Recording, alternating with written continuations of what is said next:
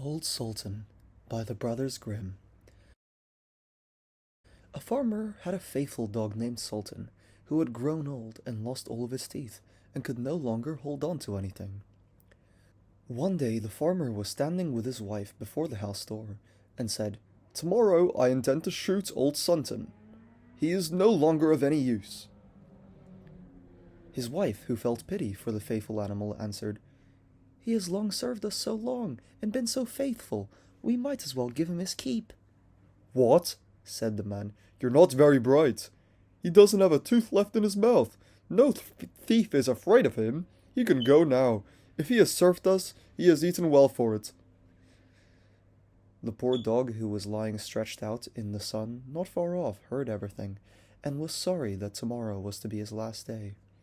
He had a good friend, the wolf, and he crept out in the evening into the forest to him and complained of the fate that awaited him. "Listen, kinsman," said the wolf. "Be of good cheer. I will help you out of your trouble. I have thought of something. Tomorrow early in the morning your master is going with his wife to make hay, and they will take their little child with them, for no one will be left behind in the house.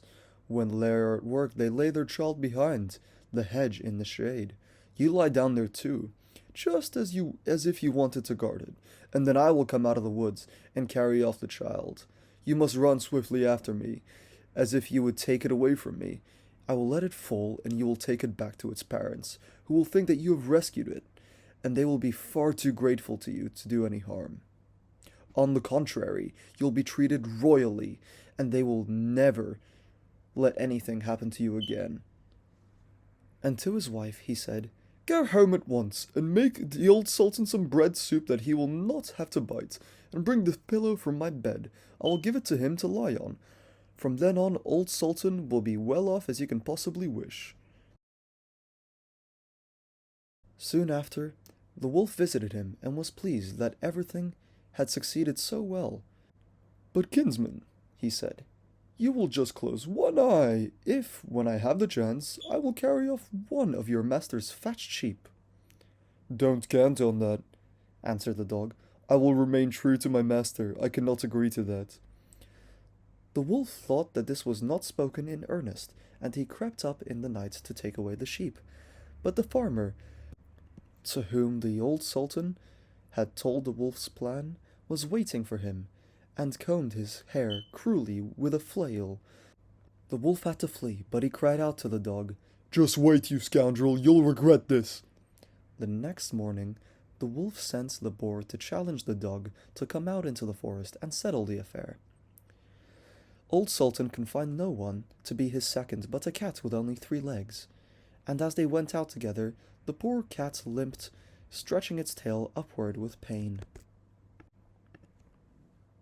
The wolf and his friend were already at the appointed place.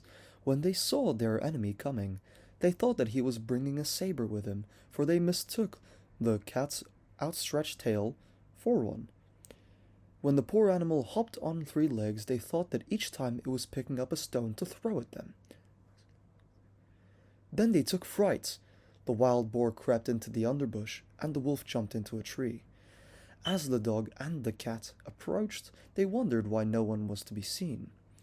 The wild boar, however, had not been able to hide himself completely in the leaves. His ears were still sticking out.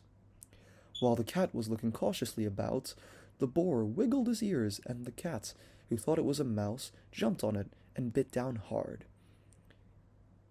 Screaming loudly, "The guilty one is up in the tree!" the dog and the cat looked up and saw the wolf, who was so ashamed for having shown such fear that he made peace with the dog.